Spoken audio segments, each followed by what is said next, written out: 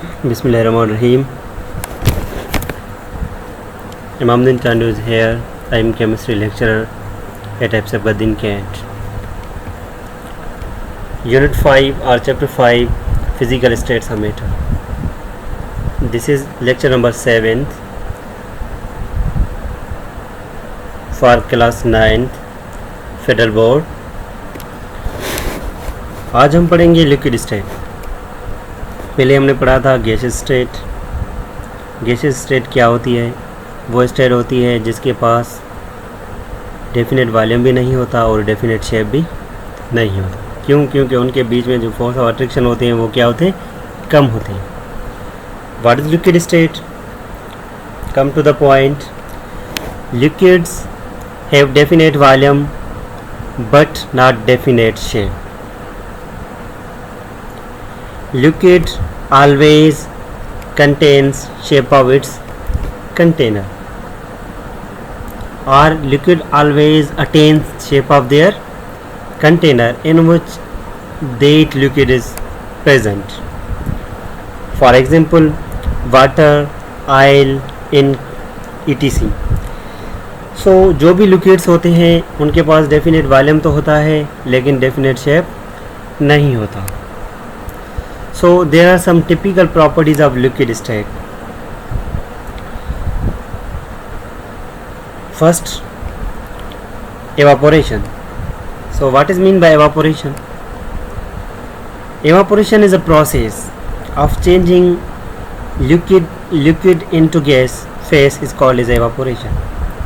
Evaporation एक process होता है जिसमें liquid किस में convert होते हैं? गैस में convert होते हैं by means of temperature. That process is said to be as a evaporation. Another term is condensation. Condensation is opposite of the evaporation. Evaporation में liquid convert होता है gases में, लेकिन condensation में क्या होता है? गैस convert होता है liquid में. उस process को हम क्या कहते हैं? Condensation. Evaporation and condensation are opposite of each other. Evaporation is an endothermic process. Endothermic process एक ऐसा प्रोसेस होता है जिसमें हीट क्या होती है? एब्जॉर्ब होती है. जब वाटर का एक मोल कन्वर्ट होता है गैस में तो उनकी कन्वर्शन के लिए कन्वर्ट करने के लिए जो है ना हमें एनर्जी चाहिए, टेम्परेचर देना चाहिए. वो टेम्परेचर है 40.7 किलो जूल पर मोल. सो evaporation is endothermic process. Endothermic process क्या होता है? एक ऐसा प्रोसेस होता है जिसमें क्या होती है? जिसमें एनर्जी क्या होती है? एब्जॉर्ब होती है. जिसमें एनर्जी क्या होती है? एब्जॉर्ब होती है सिंपली.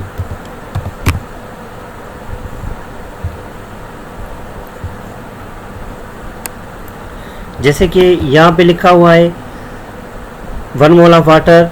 जब ये कन्वर्ट होता है, ये लिक्विड है. लिक्विड मीन्स ये वाटर किस फॉर्म है? लिक्विड फॉर्म है. जब इनको 40.7 किलो जूल पर मोल हम एनर्जी देंगे तो ये 1 मोल वाटर का किस में कन्वर्ट हो जाएगा? वेपर्स में. यहाँ पे जी लिखा हुआ है. G stand for gas. सो उनके लिए ये जो डेल्टा एच है चेंज इन एनर्जी सिंपली. सो कितनी देनी चाहिए? 40.7 किलो जूल पर मोल. Evaporation is continuous process taking place at all temperature. So there is no any particular temperature or particularity for the evaporation. So evaporation can be take place at 50 centigrade, at 70 centigrade, at 100 centigrade, at 99 centigrade. So it can taken place at all temperature simply. The rate of evaporation is directly proportional to the temperature. ये जो evaporation की जो speed होती है वो temperature से क्या है? डायरेक्टली प्रोपोर्शनल है. Okay. Evaporation is cooling process. ये जो एवापोरेशन है वो क्या कौन सा प्रोसेस है? कूलिंग प्रोसेस है. क्यों कूलिंग प्रोसेस है? क्योंकि जब वाटर के जब वाटर के मॉलिक्यूल्स जो है हमारे पास किसी कंटेनर में जब उनको हम हीट देंगे तो क्या हो जाएंगे? मॉलिक्यूल्स की जो काइनेटिक एनर्जी है वो बढ़ जाएगी. जब मॉलिक्यूल्स की काइनेटिक एनर्जी बढ़ जाएगी वो कहाँ जाएंगे? वो ऊपर सरफेस पे आएंगे. जब वो सरफेस पे आएंगे, ये जो सरफेस के नीचे जो मॉलिक्यूल्स हैं वो क्या है, उसकी वो उसकी एनर्जी क्या हो जाती है, कम हो जाती है। तो वो मालिक्यूल्स जो सरफेस के नीचे हैं, मीन्स सरफेस वाले मालिक्यूल के पास एनर्जी तो ज़्यादा है, लेकिन ये जो नीचे है कंटेनर में, उनके पास एनर्जी क्या है, कम है। तो वो सराउंडिंग से एनर्जी अपने पास क्या आ जाएंगे, लेके आएंगे।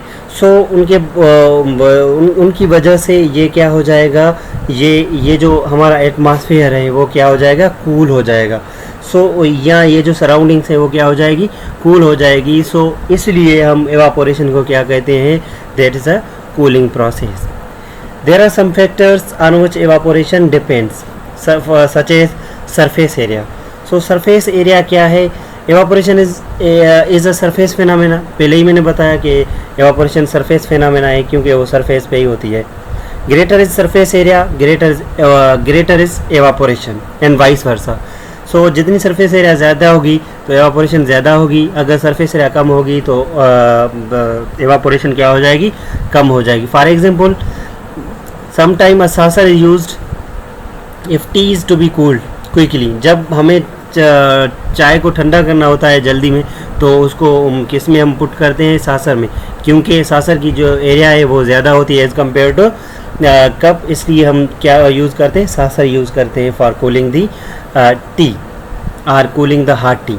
This is because evaporation from larger surface area of saucer is more than that from smaller surface area of tea cup. Another is temperature. So पहले ही मैंने बताया कि टेम्परेचर से एवापोरेशन का जो रेट है वो क्या है, डायरेक्टली प्रोपोर्शनल है। जितना टेम्परेचर ज़्यादा होगा तो रेट ऑफ एवापोरेशन क्या होगा, ज़्यादा होगा। Another factor is intermolecular forces. पहले लेक्चर में मैंने बताया कि इंटरमॉलिक्यूलर फोर्सेस क्या होते हैं। Intermolecular forces are the force between two molecules. Molecules के बीच में जो फोर्स होते हैं उनको हम क्या कहते हैं, intermolecular forces. If intermolecular forces are stronger the molecule face difficulty in evaporation. वो मॉलिक्यूल जिसके पास क्या है, इंटरमॉलिक्यूलर फोर्सेस ज़्यादा होते हैं ना, उनके वो जो है ना एवापोरेशन जल्दी में एवापोरेट नहीं होते।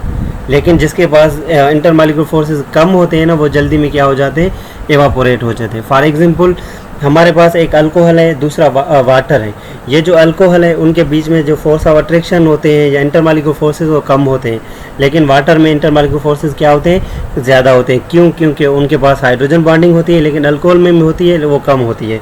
ठीक है ना, इसकी वजह से अल्कोहल जल्दी में एवापोरेट होगा, लेकिन वाटर कम एवापोरेट, वाटर थोड़ा कुछ देर के बाद एवापोरेट होगा। Simply, that is all about lecture number 7th, liquid state and its physical property, evaporation. Thank you so much, guys.